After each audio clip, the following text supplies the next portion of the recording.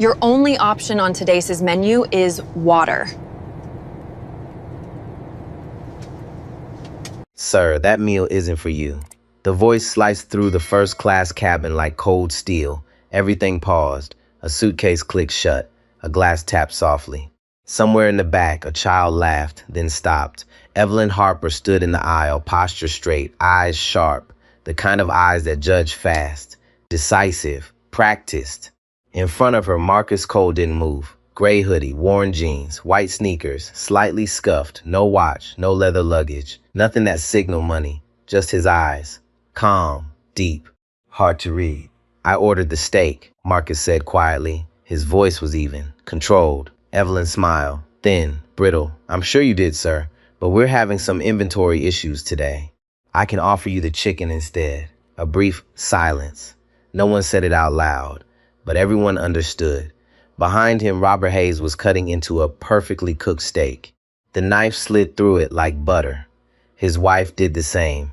Across the aisle, a businessman lifted a glass of red wine. The scent of grilled meat drifted lightly through the cabin. Everyone had steak, except one man, Marcus Cole. Near the galley, Emily Carter froze mid-motion, her hand hovering over a tray. She had checked the inventory minutes ago. There were still steaks. Not one, several. Miss Harper, Emily's voice came out soft, almost hesitant. We still have Emily. Evelyn didn't raise her voice. She didn't need to. The interruption was clean, final. I need you to check beverage service and economy now. Emily hesitated. Her eyes flicked toward Marcus, then back to Evelyn. She knew this wasn't right. But she also knew this job paid her rent, helped her mother, covered her younger brother's tuition. She swallowed and walked away. Marcus watched her go. No frustration, no surprise, just recognition. He sat down in seat 1A, slow, measured. The cabin resumed its rhythm, but something had shifted, subtle, uncomfortable. Linda Park, seated across the aisle, lowered her reading glasses slightly, watching. Dr. Allen Brooks stopped typing on his laptop. His brow tightened. He had flown first class for decades. This didn't make sense. A few rows back, Chloe Bennett had already pulled out her phone. The camera angled low, discreet, intentional. Her finger hovered over record. Marcus remained still. No complaints. No raised voice. He opened an old laptop, the edges worn, the keyboard slightly faded. To most people, he looked like a lucky upgrade, someone out of place, someone who didn't belong. Evelyn returned with a tray of champagne. Crystal flutes shimmered under the soft blue cabin lights. She moved with precision, grace. Years of experience guiding every step. One more, Mr. Hayes? Always, Evelyn. You're the best. How's New York treating you, Miss Park? Busy as always. Thanks, Miles. Eye contact. Perfect timing. This was first-class service. Polished. Effortless. Then she reached Marcus's row and kept walking. Not rushed. Not obvious. Just continued. Like he wasn't there. A small moment, but not invisible. Chloe tapped record. Marcus watched her pass. He had seen this before. Restaurants, hotels, boardrooms, different places, same pattern. He closed his laptop gently, took a quiet breath. No one around him knew that in 8 hours, when this plane landed in New York, people on this flight would lose their jobs, not because of a mistake, but because of a decision. Evelyn came back down the aisle. This time, Marcus spoke. Excuse me, could I get some champagne, please? She paused. The smile returned, but colder. Of course, sir. Let me check. She disappeared into the galley. 2 minutes passed, then 3. Chloe glanced at her screen, viewers climbing. Inside the galley, Emily stood frozen, staring at unopened bottles of premium champagne. Plenty. More than enough. She said nothing. Evelyn returned, not with a crystal glass, with a plastic cup. She placed it on Marcus's tray table.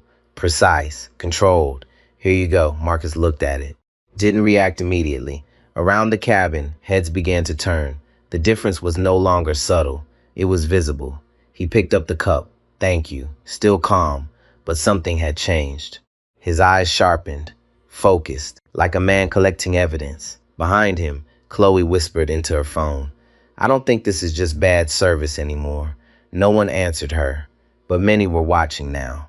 The cabin remained quiet, on the surface, but underneath something was building, slow, inevitable, and impossible to stop.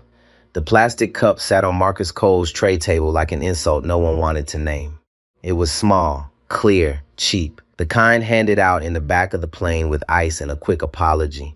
Around him, crystal flutes caught the cabin light, thin stems, clean rims, golden champagne rising in quiet bubbles. Marcus did not touch his cup again. He simply looked at it for 1 second longer than necessary. Then he opened his laptop. Emily Carter saw that look from the galley. It stayed with her, not because it was angry. Anger would have been easier to understand. This was different. This was the look of a man who had just decided to remember everything.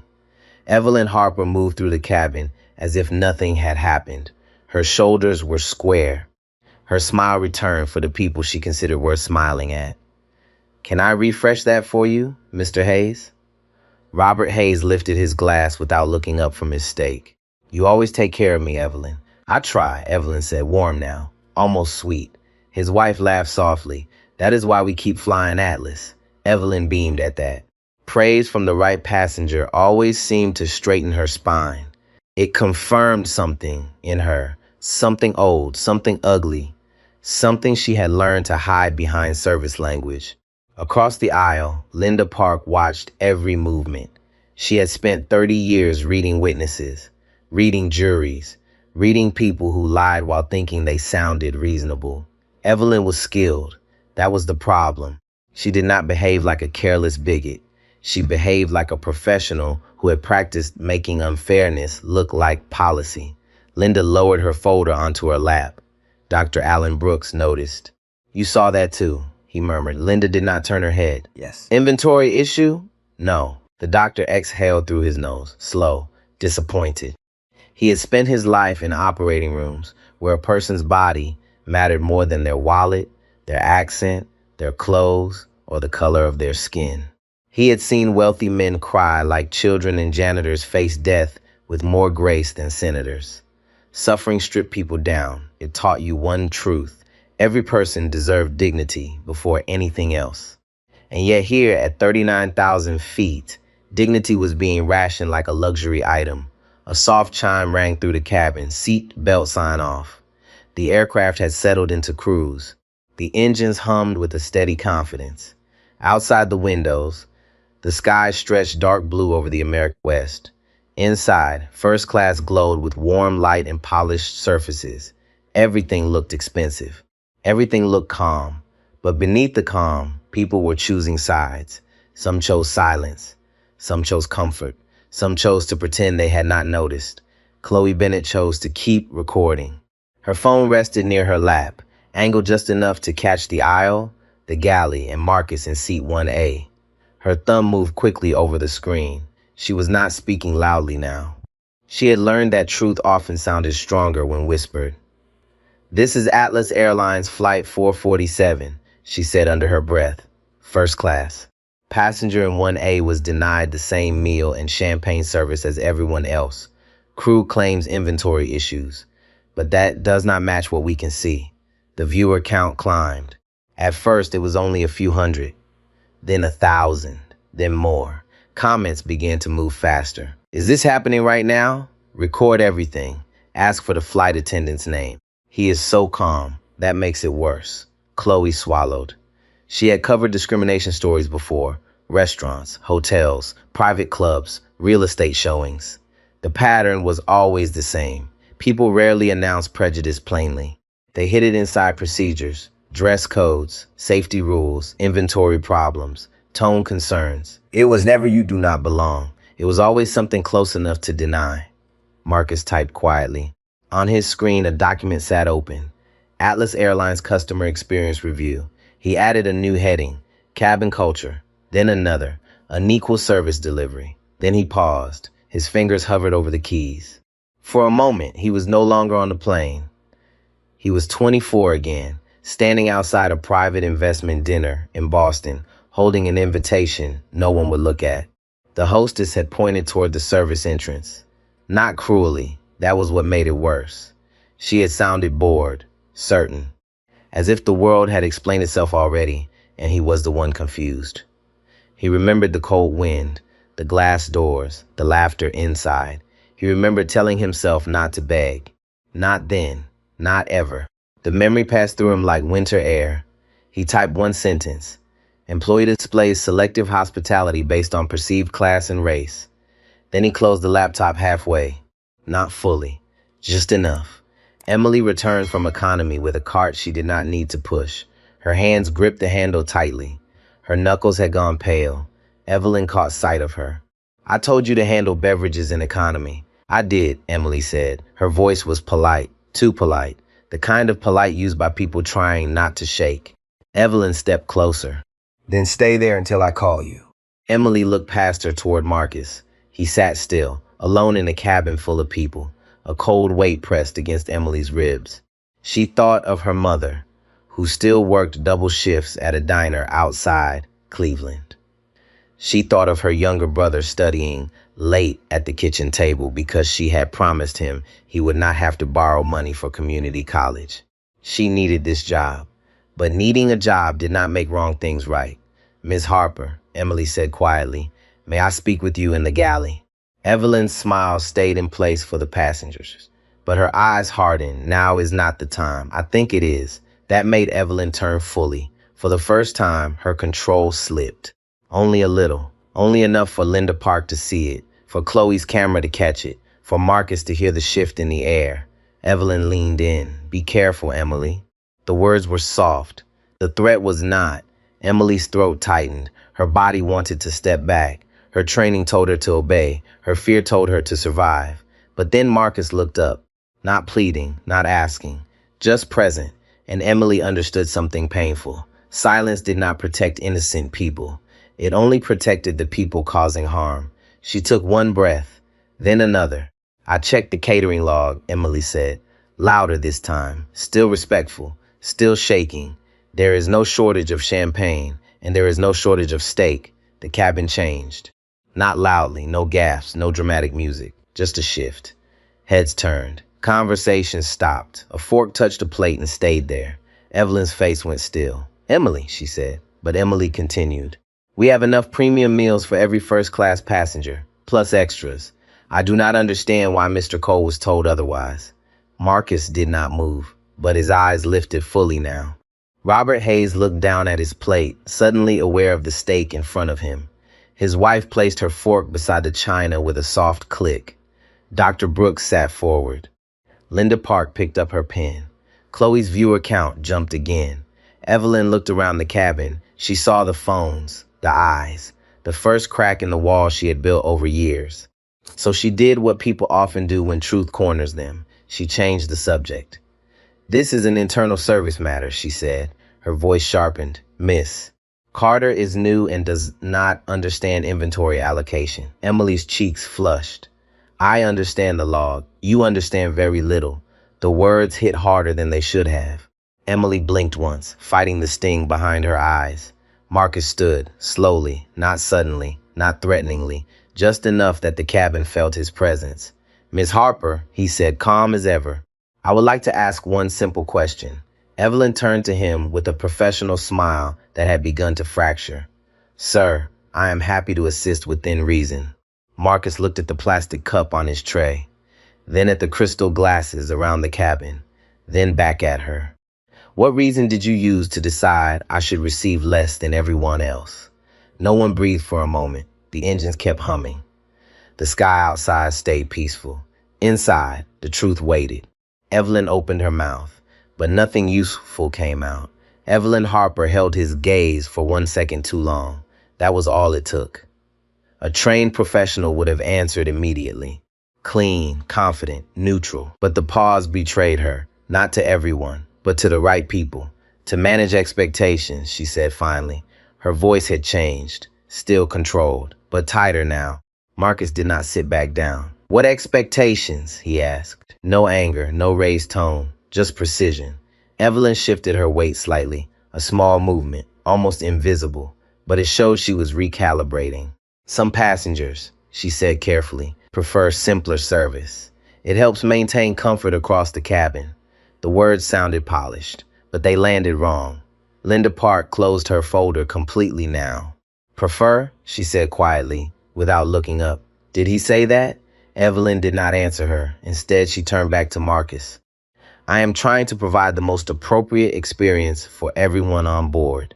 The sentence hung there. Appropriate. The word moved through the cabin like a slow ripple.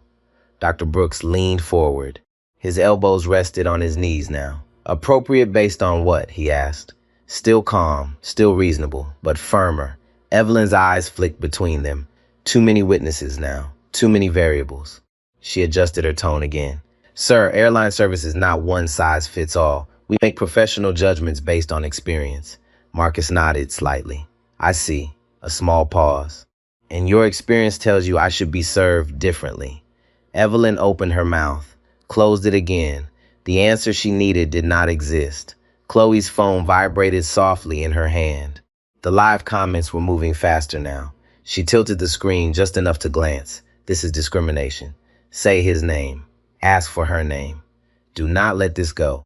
Her heart beat a little faster. This was no longer just a story. This was evidence. Marcus took a step forward into the aisle, not aggressive, not confrontational, but deliberate. The space shifted around him. When you served everyone else, he said, you offered choices. You explained the menu. You engaged them. He gestured lightly toward Robert Hayes's plate. You even offered additional portions. Robert shifted in his seat. He had been enjoying his meal minutes ago. Now he felt seen, uncomfortably so. Marcus continued, with me, you removed options, reduced service, then justified it as a preference I never expressed. His voice stayed even, but the words were sharper now.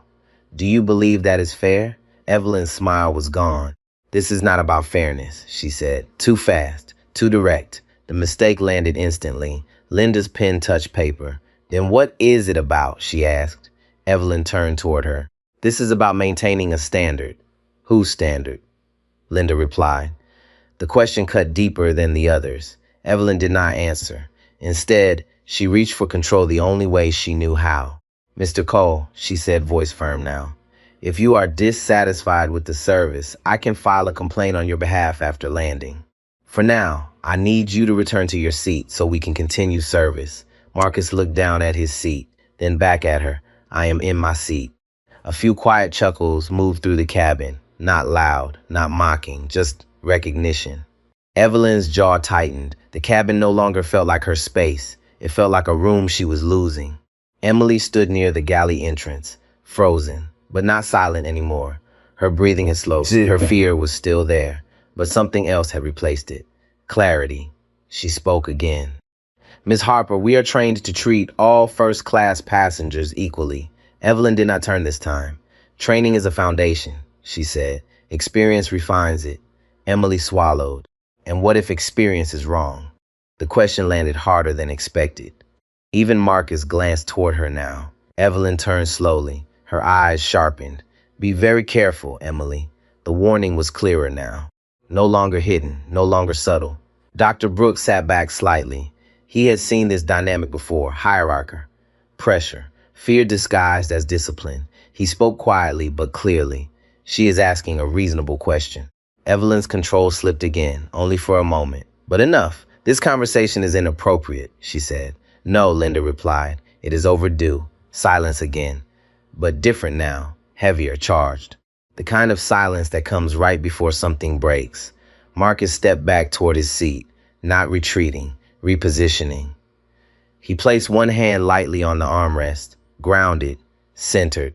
Then he reached into his bag, slowly, carefully, every movement visible. Evelyn's eyes locked onto his hand. What are you doing? She asked. Getting something, Marcus replied. Calm, unbothered, he pulled out a phone. Nothing dramatic, just a phone. He looked at the screen for a second, then pressed a button. The device connected, a soft tone. Someone answered almost immediately. Go ahead, Marcus said.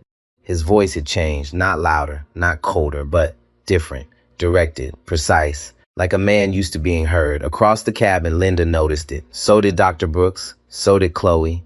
She leaned in slightly, her camera steady. Evelyn felt it too. Something in the air had shifted, not emotionally, structurally, power. Marcus spoke again.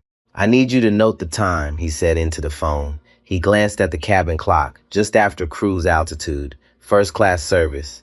A pause. He listened, then nodded slightly. Yes, he said. I am documenting a service discrepancy. Evelyn's stomach tightened. This was no longer a complaint. This was a record. And I want full review of crew conduct, Marcus continued.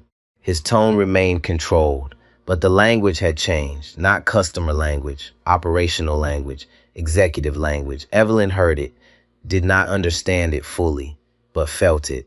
Sir, she said, stepping closer, this is not necessary. Marcus ended the call, looked at her. Actually, he said quietly, it is. The cabin held his breath again. Because now, something was no longer hidden, not yet revealed, but no longer invisible. And for the first time since the flight began, Evelyn Harper was no longer certain she understood who she was dealing with. The hum of the engines felt louder now, not because it had changed, but because everything else had gone quiet.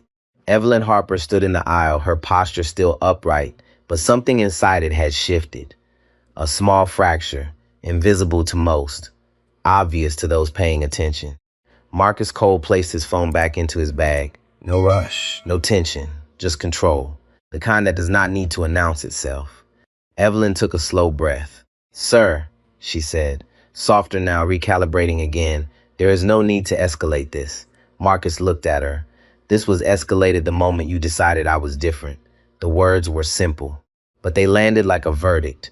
Robert Hayes cleared his throat, a small sound, but in a silent cabin, it carried. Look, he said, shifting in his seat, maybe this is just a misunderstanding. His voice had lost its earlier confidence. He glanced at Evelyn, then at Marcus, trying to find middle ground, trying to return to comfort. Marcus turned his head slightly toward him. It would be easier if it were. Robert said nothing because he knew this was not a misunderstanding. Linda Parks spoke next, calm, precise. This is a pattern. Evelyn stiffened. I disagree. Linda did not raise her voice. I have been watching since boarding. She adjusted her glasses. You greet some passengers by name, others not at all. A pause. You offer options to some, limit others. Another pause.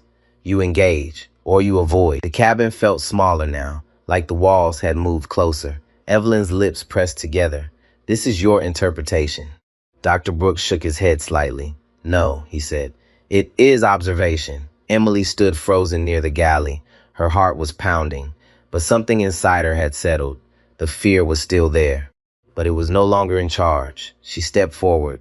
One step, enough to be seen. I have seen it too, she said. Evelyn turned sharply. Emily, the warning again. Sharper this time. Emily held her ground. I did not understand it at first, she continued. Her voice trembled, but did not break. I thought it was experience, judgment, training. She swallowed, but it is not. Evelyn's face hardened. You are out of line. Maybe, Emily said. A small pause. But so is this. Silence, heavy. Marcus watched her, not with approval, not with surprise, but with something quieter. Respect. Chloe's phone buzzed again. The numbers kept climbing. People were watching, listening, judging. Not just Evelyn, everyone, even those who stayed silent. Evelyn straightened again, rebuilding. I am responsible for this cabin, she said. Her voice returned to that firm tone, controlled, authoritative. And I will not have my professionalism questioned by a junior crew member or passengers who do not understand airline operations. The words came out stronger now, but something was off. Too defensive, too late. Marcus tilted his head slightly. You are right, he said. Evelyn paused. Not expecting agreement, you are responsible for this cabin. A beat. That includes how people are treated. Evelyn's jaw tightened. I treat all passengers with respect. The sentence sounded practiced, memorized. Marcus did not respond immediately. He looked around the cabin, at the crystal glasses, at the plates, at the faces, then back at her. No, he said quietly. You don't. The words did not rise. They did not need to. They settled. Final. Dr. Brooks leaned back. Exhaled slowly. Linda closed her notebook. The sound of paper meeting paper felt louder than it should. Robert Hayes stared down at his half-finished steak. It no longer looked appealing. Across the aisle, a woman in row 3 adjusted her blanket. Not because she was cold, because she did not know where to look. The illusion had broken. Evelyn felt it, and it scared her. Not the accusation, but the loss of control. She stepped closer to Marcus, lowered her voice. This needs to stop. Marcus met her gaze. It will. A pause. When it is addressed. Evelyn shook her head slightly. You are making this bigger than it is. Marcus did not blink. It was already big. Another pause. You just did not think it mattered. The words cut deeper than anything said before. Because they were not emotional. They were true. Evelyn looked away for a fraction of a second. Then back, trying to recover, trying to stand her ground. But the ground had shifted, and she knew it. Emily watched her, really watched her. For the first time, she did not see authority. She saw fear, the kind that comes when someone realizes their version of the world no longer works. Chloe adjusted her grip on the phone, her voice barely a whisper. This is not about a meal anymore. She was right. It never was. Marcus reached for his laptop again, opened it fully this time, typed a few more lines. The screen reflected faintly in his eyes, focused, deliberate. Evelyn watched him. Something in her chest tightened. What are you writing? She asked. Marcus did not look up. A record. The word echoed, not loud, but permanent. Evelyn took a step back, then another. The aisle suddenly felt longer, the cabin colder, the distance between her and the passengers wider. She had spent years learning how to read people, to sort them, to decide who mattered. Now she was being read, and she was not in control of the outcome. Marcus closed the laptop again, slow, careful, like sealing something. Then he leaned back into his seat. Finally, the movement felt like a shift in gravity. He was no longer standing, but he felt larger. The cabin settled again, but it was not the same. Nothing was. And for the first time since the flight began, Evelyn Harper understood something she had never considered before. She might have judged the wrong man, and if she had, there would be consequences. Not loud, not immediate, but real and coming. The meal service carts rolled forward again. Steel wheels against carpet, soft, controlled, routine. But nothing about this moment felt routine anymore. Evelyn Harper moved first, because she had to. Because standing still now meant losing what little authority she had left. Dinner service, she announced. Her voice carried, still polished, still trained, but thinner. Like something stretched too far. Passengers adjusted in their seats. Trays opened, napkins unfolded, the choreography resumed, but the rhythm was off. Eyes lingered longer than they should. Movement slowed. People were no longer just passengers. They were witnesses. Evelyn stopped at row 4. Her smile returned for the pharmaceutical executive. Tonight, we are offering a filet mignon with truffle butter or a salmon entree with seasonal vegetables. Her tone softened, professional, warm. He nodded. I'll take the steak, of course. She moved to the next seat. Same tone, same options, same care. At row 3, Dr. Brooks watched her closely. Steak, he said. But he did not look at the menu. He looked at her. She held the gaze. Excellent choice. Then she moved on. Row 2, Robert Hayes. He hesitated this time, looked down at his tray, then at Marcus, then back at Evelyn. Steak, he said quietly. No confidence now, no entitlement, just habit. Evelyn nodded, but her smile did not reach her eyes. Finally, row 1, seat 1F, Linda Park. Salmon, she said, short, clear, no extra conversation. Evelyn noted it, turned, and faced Marcus Cole. For a moment, the cabin held still. Every movement slowed, every sound softened. Even the engines felt distant. Evelyn inhaled, then spoke. Sir, unfortunately, we are out of the steak option. There it was. Again, clean, delivered, controlled. Marcus did not react immediately. He let the silence sit. Then he asked, how many people ordered it? Evelyn's smile tightened. I do not discuss other passengers' choices. Marcus nodded once. I counted 8. A pause. You had 12. The words landed with weight because they were not emotional. They were factual.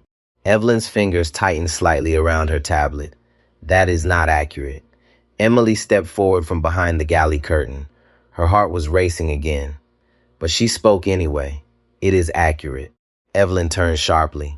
Emily, return to your station. We have 12 steak meals loaded for first class, Emily said. Her voice shook. But she did not stop. 8 were ordered. A beat. There are still 4 remaining. The cabin froze, not dramatically, just still. Dr. Brooks leaned forward. Is that correct? He asked. Evelyn did not answer. Linda Park spoke next. Because if it is, then this is not inventory. Another pause, it is selection. The words settled, heavy, unavoidable. Evelyn's face flushed. This is a misunderstanding of service allocation. Robert Hayes looked up. Allocation to who? His voice had changed, less certain, more aware. Evelyn did not look at him. She looked at Marcus, trying to hold ground, trying to regain control. Sir, she said, I can offer you the chicken entree. It is prepared to the same standard. Marcus leaned back slightly. His hands rested calmly on the armrests. I did not ask for chicken. A pause. I asked for what everyone else received. The simplicity of it cut through everything. No argument, no emotion, just fairness. Evelyn's voice sharpened. You need to be flexible. The cabin reacted, subtle but visible. Linda's pen stopped. Dr. Brooks exhaled sharply. Emily closed her eyes for a brief second. Marcus looked at her. Flexible, he repeated. Yes, Evelyn said. Sometimes expectations need to be adjusted. Marcus nodded slowly. Adjusted by whom? Evelyn did not answer, because the answer would expose everything. Chloe's phone vibrated again. The stream was surging. Comments flooding in. This is discrimination. Do not let her get away with it. Record everything. Marcus leaned forward slightly now, not aggressive, but focused. You offered options to every passenger in this cabin, he said. You explained details, made recommendations. A pause. With me, you removed choice. Another pause, and then told me to accept less. The words built. Step by step, controlled, measured, but unstoppable. Dr. Brooks spoke again. That is not service. Linda added quietly. That is discrimination. The word landed, hard, final. Evelyn shook her head immediately. No, too fast, too defensive. This is not discrimination. Her voice rose, just slightly, enough to break her control. This is professional judgment. Marcus looked at her, steady, unmoved. Then your judgment needs to be examined. Silence, heavy, full.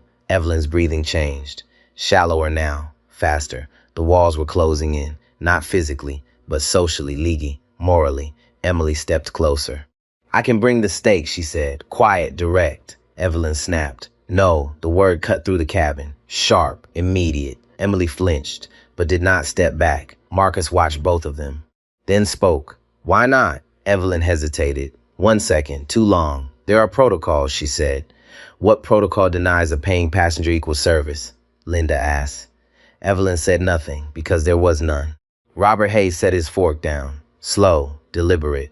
I have flown this airline for years, he said. I have never heard of that protocol. Dr. Brooks nodded. Neither have I. The pressure built, layer by layer, voice by voice. Evelyn stood alone now, not physically, but in position, in truth. Marcus leaned back again, calm, centered, unshaken. I will wait, he said. For the correct meal, a pause, and the correct explanation. Evelyn felt it then, fully. This was no longer about control or service or even this flight. This was something else, something larger, and she was standing in the middle of it with no clear way out.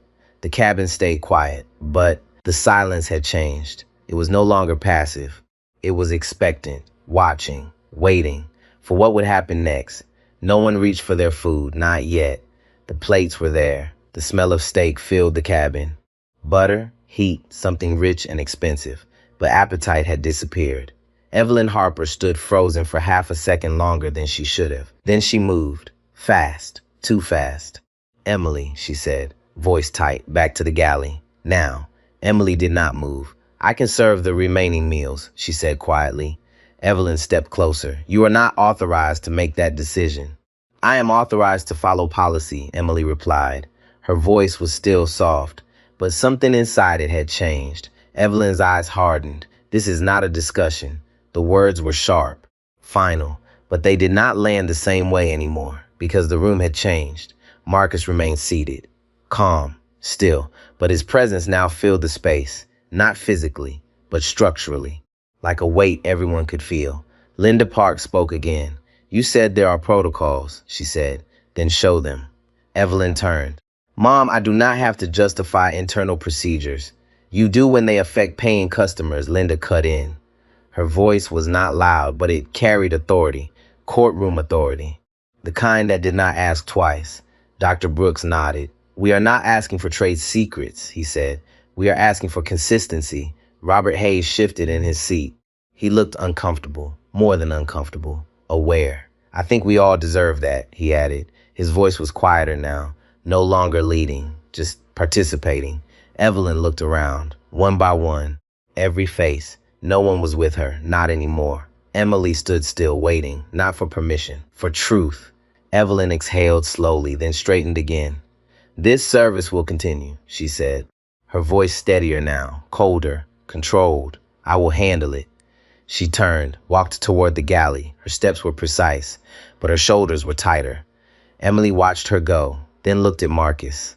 He gave a small nod, not approval, encouragement. It was enough. Emily followed Evelyn into the galley. The curtain shifted closed behind them. Inside, the space felt smaller, hotter, the hum of equipment louder. 4 steak plates sat on the counter. Perfect, ready, undeniable. Evelyn turned. What do you think you are doing? She asked. Emily swallowed. I am trying to do my job. You are undermining me. I am following policy. Evelyn stepped closer. Her voice dropped. You are risking your career. Emily felt the words hit hard because they were true. This job mattered. More than Evelyn knew, more than anyone here knew. But something else mattered too, something heavier. I know, Emily said, a pause. But this is wrong. Evelyn stared at her. Long, sharp, then shook her head slightly. You are naive. Maybe, Emily said. But I am not blind. Silence. The kind that says everything. Evelyn looked at the plates, then back at Emily. For a moment, doubt flickered. Just a moment. Then it disappeared, replaced by something harder. No steak goes to seat 1A, she said. The sentence landed, cold, deliberate. Emily felt it in her chest. Why? She asked. Evelyn did not answer immediately, because the real answer had no safe version. Instead, she said, because I said so. Emily nodded slowly. There it was. Not policy, not protocol, just power. Outside the galley, the cabin waited. Chloe's stream had passed 100,000 viewers. Comments flooded in. She adjusted her phone. Zoomed slightly. Her voice stayed low. They are in the galley now. Something is happening. Dr. Brooks leaned back. His fingers tapped once on the armrest, then stopped. Linda sat still, composed, but alert. Marcus did not move. His hands rested lightly on the table, his breathing even, but his eyes focused, tracking, calculating. The curtain shifted. Evelyn stepped out first. Empty hands. The cabin noticed immediately. Emily followed behind her, carrying 1 tray, 4 plates. Steak. The smell filled the aisle. Rich, unmistakable. Every head turned. Evelyn stopped, turned sharply. Emily. The name snapped through the air. Emily froze, but did not turn back. Evelyn stepped closer. You will return that tray. Emily's hands tightened around it. No. The word came out before she could stop it. Small, but clear. Evelyn's face flushed. You are insubordinate. Emily's voice shook. I am doing the right thing. The two stood there. One holding authority, one holding truth. The cabin watched, not as passengers, but as witnesses. Marcus looked up, met Emily's eyes, then spoke. Bring it here. Simple, direct. Emily took 1 step. Evelyn moved in front of her, blocking the aisle. This service is not approved. Marcus stood, slow, measured. The cabin shifted again. Everything felt closer, tighter, more real. He stepped forward. Not aggressive, but undeniable. Then approve it, he said. Evelyn shook her head. You do not decide that. Marcus looked at her, steady, unshaken. No, he said, a pause. But I will. The words landed differently, not loud, but heavy. Like something deeper sat behind them. Evelyn felt it. Did not understand it, but felt it. Her certainty cracked. Just a little. Just enough. Marcus stepped slightly to the side, creating space for Emily, for the tray, for the truth to move forward. Emily hesitated, then walked, 1 step, then another. Evelyn did not stop her this time. Could not. The balance had shifted. Emily reached Marcus, placed the tray down, hands trembling, but steady enough. Marcus looked at the plate, then at her. Thank you, he said, quiet, sincere. Emily nodded, stepped back. The cabin exhaled, soft, collective. Evelyn stood in the aisle, still, silent. For the first time, she had lost control completely, and everyone knew it. Marcus picked up his fork, cut into the steak, clean, effortless, then paused, looked up at Evelyn. This is how it should have been, he said. No anger, no triumph, just truth. And truth was harder to argue with than anything else. The first bite never came. Marcus Cole held the fork in his hand, but he did not lift it.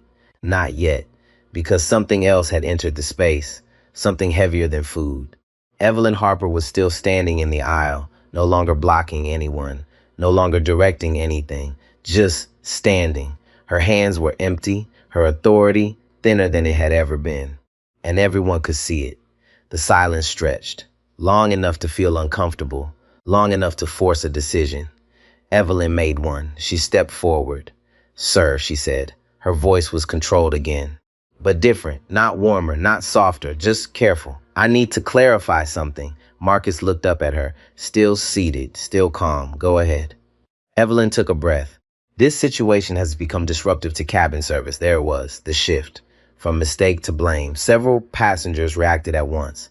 Subtle, but visible. Linda Park's eyes narrowed. "Doctor." Brooks leaned forward again. Robert Hayes frowned. Marcus did not move. "You are saying I am the disruption," he said. Evelyn held her ground. "I am saying this has escalated beyond normal service concerns." Marcus nodded once, then placed the fork down, gently. The sound was small, but final. "Then let's be clear," he said. A pause. "This escalated when I was treated differently." Another pause. "And it continued when that difference was denied." Evelyn's jaw tightened. "You are interpreting." "No," Marcus said. "Not loud, but immediate. I am describing."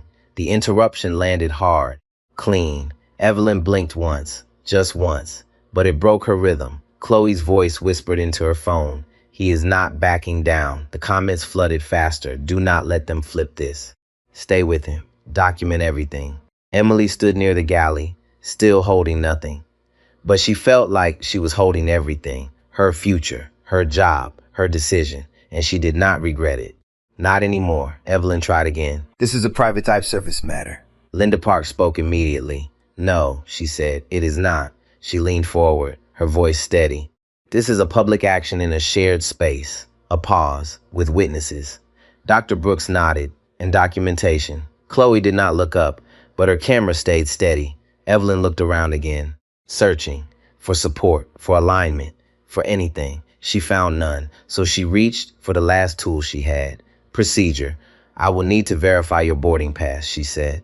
The sentence dropped into the cabin, heavy, unexpected. Marcus tilted his head slightly. "My boarding pass." "Yes." Her voice steadied, back to control. "Given the circumstances, I need to confirm seat assignment." A beat.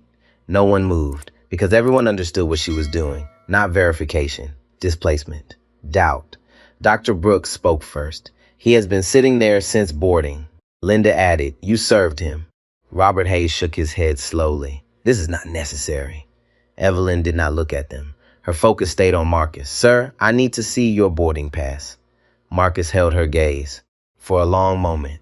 Then he reached into his bag, slowly, deliberately, pulled out a folded paper, placed it on the tray table, did not hand it to her, left it there. "Between them." Neutral ground. Evelyn stepped closer, picked it up. Her fingers were steady, but her eyes, "They move faster now." scanning, searching, looking for something, anything, a reason. She read it once. Then again, her expression did not change immediately, but something shifted, small, subtle, important. Emily noticed. Linda noticed. Marcus did not react, because he already knew. Evelyn lowered the paper, looked at him, really looked this time. Not his clothes, not his posture. Him. "Mr. Cole," she said. The name landed differently, less assumption, more awareness. "Yes," Marcus replied. Her voice softened. "Only slightly. Your ticket is confirmed." A pause. "And you are assigned to this seat." Marcus nodded. "I am aware." A few quiet breaths moved through the cabin. Relief. Tension. Validation. But Evelyn did not step back. Not yet. Because she had gone too far. She needed something to hold on to. Something to justify. "This still does not change the service situation," she said. And there it was. The refusal. Not loud, but firm. Marcus leaned back slightly, studied her, then asked, "What would change it?" Evelyn hesitated. 1 second. 2. Too long. She did not have an answer because the answer was simple and she could not say it. Marcus spoke again. "Would a different last name change it?" Silence. "Different clothes?" Silence. "Different skin?" The cabin went still. Not quiet. Still, like something had been named that no one could unhear. Evelyn's face flushed. "That is not what this is about." Marcus did not move, then explain what it is about. She could not. Not honestly. Not anymore. Linda closed her pen. Soft click. That is the problem, she said. There is no explanation that fits. Dr. Brooks exhaled slowly. This should have ended with a meal, he said. Instead, it turned into something else. Robert Hayes looked down at his plate again, then pushed it slightly away. I am not hungry, he muttered. The cabin had shifted completely now. Food no longer mattered. Service no longer mattered. Only truth. Only accountability. Evelyn stood in the middle of it, with nothing left to hide behind. Marcus looked at her one last time, then picked up his fork again. This time, he cut the steak. Took a bite, slow, deliberate, calm. He chewed, swallowed, then said quietly, this should have been simple, a pause, but you made it something else. Evelyn said nothing, because there was nothing left to say. And for the first time, she realized something fully. This was not a moment she could recover from. This was a moment she would be judged by. Not just here, not just today, but beyond this flight, and the consequences had already begun. The cabin lights dimmed slightly as the aircraft settled deeper into cruise. Dinner trays remained half-touched. No one was eating the way they had at the start of the flight, because something more important was happening now, something that could not be ignored. Evelyn Harper stepped back toward the galley, slow, measured, but no longer confident. Her shoulders were still straight, but the weight behind them had changed. Emily watched her go. This time she did not follow. She stayed in the aisle, present, visible, part of the moment. Chloe adjusted her grip again. Her phone screen glowed faintly. The numbers had passed 200,000. Comments moved too fast to read fully. But one thing was clear. People were watching, not casually, closely, waiting. Marcus finished another bite of steak, calm, unrushed. He wiped his mouth with a napkin, placed it neatly beside his plate, then reached for his laptop again. The movement was quiet, but deliberate, like someone continuing a process already in motion. Linda noticed. You are still documenting, she said. Marcus nodded. Yes. Dr. Brooks leaned in slightly. For what? Marcus paused, then answered, for clarity. A small silence, then he added, and accountability. The words carried weight, not just for the moment, but for what would come after. Robert Hayes shifted again. He looked uncomfortable, restless, like someone realizing too late that silence had a cost. I should have said something earlier, he muttered. No one responded immediately, because everyone understood that feeling. Marcus looked at him. You just did, he said. Robert nodded, but the relief was partial, because timing mattered, and he knew it. Across the aisle, a woman in row 3 spoke for the first time, her voice quiet, but firm. I've seen this before, she said. Heads turned. I travel often, she continued. Different cities, different airlines. A pause. It is never obvious at first. Another pause, but it is always there. The cabin listened, because she was not speaking emotionally. She was speaking from experience. They smile at you, she said, but not the same way. They offer options, but not to everyone. They make you feel managed. The last word lingered. Emily felt it deeply, because she had seen it, learned it, almost accepted it. Evelyn stood behind the galley curtain, listening. Every word reached her, clear, unfiltered. Her breathing had slowed, but not calmed. She looked down at her hands. For the first time in years, she questioned them. Not their skill, not their training, but their decisions. She had always believed she was protecting something. Standards, order, experience. But now it looked different.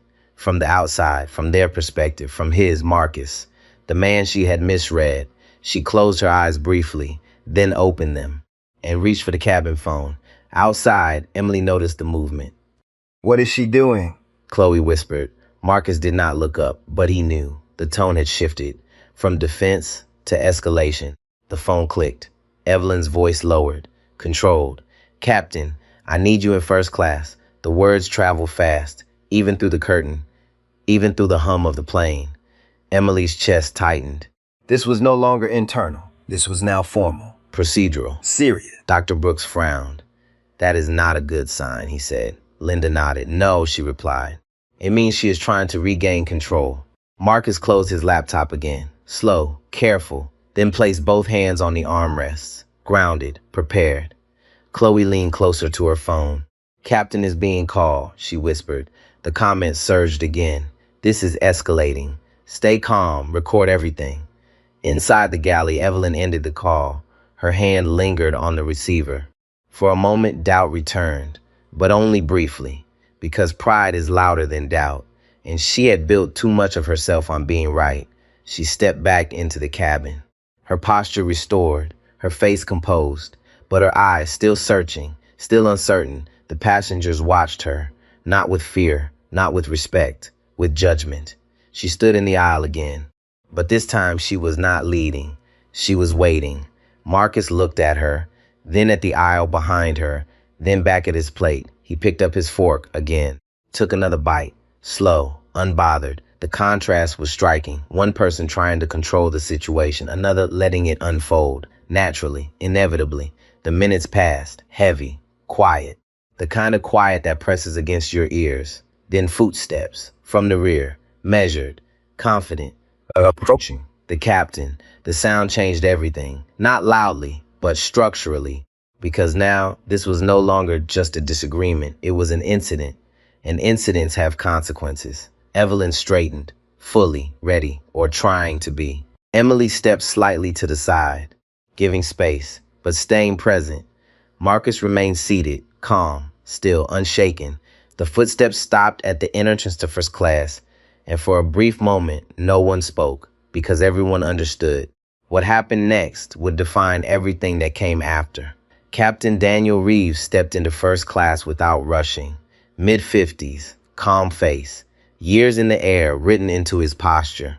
He stopped just inside the aisle, looked around once, slow, reading the room, not the uniforms, not the hierarchy, the people, the tension, the silence. Then his eyes settled on Evelyn Harper.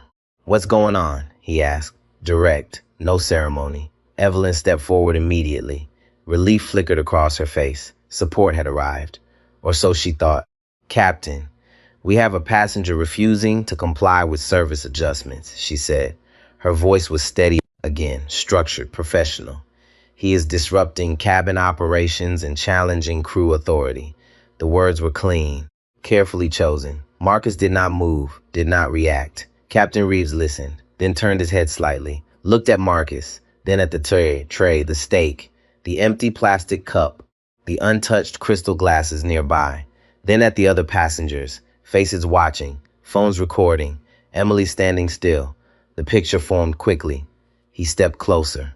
"Sir," he said to Marcus, "can you tell me what happened?" Marcus nodded. He did not stand. He did not need to. "I was denied the same service as every other passenger," he said. A pause. "I was told it was inventory." Another pause. "It was not." The captain glanced at Emily. She stepped forward slightly. "We had enough meals," she said. Quiet, but clear. "And enough champagne," Evelyn cut in. "Captain, this is a misunderstanding of service allocation." "Evelyn," he said. Not loud, but firm. She stopped immediately because his tone carried something hers no longer did. Authority, real authority. He turned back to Marcus. "Were you offered an alternative meal?" "Yes." "Were others offered options?" "Yes." "And you were not?" Marcus held his gaze. "No." The captain nodded once, then turned to the cabin. "Did anyone else observe this?" Linda Park spoke first. "I did." Dr. Brooks followed. "So did I." Robert Hayes hesitated, then raised his hand slightly. "Yes." The woman in row 3 nodded as well. The room had spoken, quietly, but clearly. Captain Reeves took a slow breath, then looked at Evelyn. "Is there any reason this passenger should have received different service?" Evelyn held her posture, but the edges had softened. "This was based on my professional judgment," she said. The captain watched her. "Explain that." Evelyn hesitated. "1 second. 2. She had explained before, but not like this, not under this light, not with this many witnesses. "It was about managing expectations," she said. The captain's expression did not change. "Whose expectations?" Evelyn said something, because there was no safe answer. The silence stretched. The captain did not feel it. He let it sit. "Let it speak." Then he nodded once. Slow, measured, understood. He turned back to Marcus. "I apologize for the experience you had. Simple, direct, no excuses. I will make sure it is corrected." Marcus nodded. Thank you. The captain looked at the tray, then at Emily. Please ensure all remaining service is completed equally. Emily exhaled softly. Yes, sir. Evelyn stepped forward. Captain, I need to clarify. He raised a hand, not aggressive, but final. You have clarified. A pause, and I have listened. The message was clear. This was not a debate. This was a decision. Evelyn's shoulders stiffened, but she did not speak again because she understood. She had lost the room, and now she had lost command. Chloe whispered into her phone.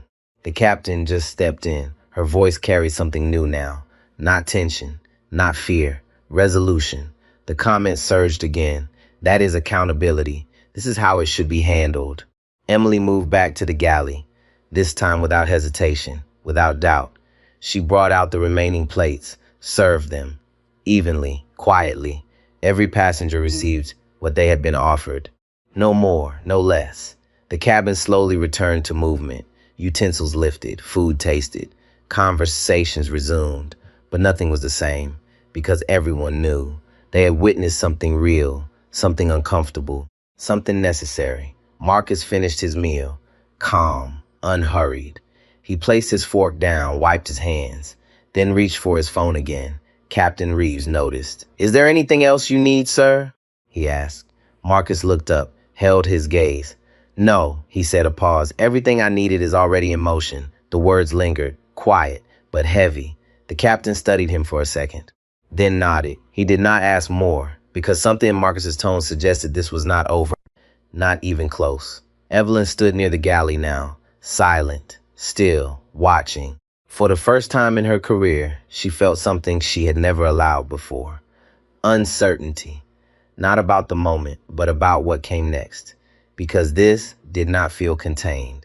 It did not feel like something that would end when the plane landed. It felt like something that would follow her, beyond this cabin, beyond this job, beyond her control. Marcus leaned back in his seat, closed his eyes for a brief moment, then opened them again, calm, focused, certain. The plane moved forward through the night sky, steady, uninterrupted. But inside, everything had already changed, and the consequences were just beginning. The wheels touched the runway just after midnight, a soft thud. Then a long roll. The cabin stayed quiet. No applause, no chatter, just a shared awareness that something bigger than a flight had taken place. Marcus Cole remained seated as the plane slowed, seatbelt still fastened, hands resting calmly on his lap. Evelyn Harper stood near the galley. She had not spoken in nearly an hour, not to passengers, not to Emily, not even to herself. Her reflection in the stainless steel panel looked unfamiliar, tired, smaller. The authority she had carried for years felt hollow now. Captain Reeves's voice came over the intercom. Welcome to New York. Please remain seated until the aircraft comes to a complete stop. Routine words. But they landed differently, because nothing about this flight had been routine. The plane taxied. Lights from the terminal grew brighter, closer, real. Phones lit up again. Messages coming in. News alerts. Clips spreading. Chloe lowered her camera slowly. She did not need to say anything. The story had already told itself. Emily stood beside the galley, still, processing. Her hands were no longer shaking, but her life had shifted. She knew it, not because of fear, because of clarity. The aircraft stopped. Seatbelt signs turned off. A soft chime. People began to stand, but no one rushed. No one pushed forward, because something unfinished still hung in the air. Captain Reeves stepped out of the cockpit, walked straight into first class. He did not look at Evelyn first. He looked at Marcus. Sir, he said quietly. Marcus stood. For the first time since the confrontation began, he adjusted his hoodie slightly. Simple, unremarkable. Then he reached into his bag, pulled out a thin leather folder, the kind that does not attract attention until it does. He opened it, turned it slightly, so the captain could see. Captain Reeves leaned in, read, and froze, not visibly to everyone, but enough. Enough for those paying attention. His posture changed, subtly, but completely. He straightened, looked at Marcus again, not as a passenger, not as a problem, but as something else. Understood, he said, quiet, respectful. Evelyn noticed. Her chest tightened. Something was wrong. Not wrong like before. Worse, the kind of wrong you cannot fix. Marcus closed the folder, calm, then spoke. Captain, I appreciate how you handled the situation. A pause, but this does not end here. Captain Reeves nodded. I understand. Evelyn stepped forward, confused now, concern rising. Captain, what is going on? He turned to her. For a moment, he said nothing. Then Ems. Harper, he said carefully, we will discuss this after deplaning. Her stomach dropped. That tone, she had used it before on others, never expected to hear it directed at her. Passengers began to move toward the aisle, but slowly, watching, waiting. Marcus stepped forward, toward the exit. Emily stood near him, unsure, then spoke. Sir, I am sorry for what happened. Her voice was steady, honest. Marcus looked at her and smiled slightly. You did the right thing, he said. Simple, but it meant everything. She nodded, relief flooding through her. Not because she was safe, but because she was right. Linda Park gathered her things. She paused beside Marcus. As an attorney, she said quietly, you have more than a case. A pause. You have proof. Marcus nodded. I know. Dr. Brooks stepped closer. You handled that with more control than most people could. Marcus looked at him. It should not require control, he said. It should require fairness. Robert Hayes stood behind him. Awkward, ashamed. I was part of the problem, he said. Marcus met his eyes. Then be part of the change. Robert nodded slowly. The words stayed with him. Evelyn remained near the galley. No one approached her. No one spoke to her. For the first time in years, she was invisible. But not in the way she had made others feel. This was different. This was consequence. Marcus stepped off the plane into the jet bridge, where people were already waiting. 2 men in suits, one woman holding a tablet, professional, focused. They moved toward him immediately. Mr. Cole, one of them said, everything is prepared. Evelyn saw it from the doorway. Her breath caught. Mr. Cole, the way they said it, not casual, not polite, official, important. She took a step forward, then stopped, because now she understood, not fully, but enough. She had not just misjudged a passenger. She had misjudged power, real power, the kind that does not need to announce itself, the kind that observes, records, acts later. Marcus did not look back. He walked forward, calm, certain, because he already knew what would happen next. Investigations, reports, decisions, not emotional, not loud, but final. Inside the aircraft, Emily watched him go, and something settled inside her. A quiet truth. Doing the right thing does not always feel safe, but it always feels clear. Captain Reeves turned to Evelyn. Stay here, he said. His voice was firm. There was no argument left. She nodded, because now there was nothing left to hold on to. The cabin emptied, slowly, silently, until only consequences remained. And far beyond this flight, the story continued. Because moments like this do not end when the plane lands. They follow people, change systems, shift cultures. If this story stayed with you, if you believe respect should never depend on appearance, take a second. Like the video, subscribe to the channel, and leave a comment with 3 words that matter to you. Something simple, something real, like never stay silent. Because stories like this are not just meant to be watched, they are meant to be remembered and lived.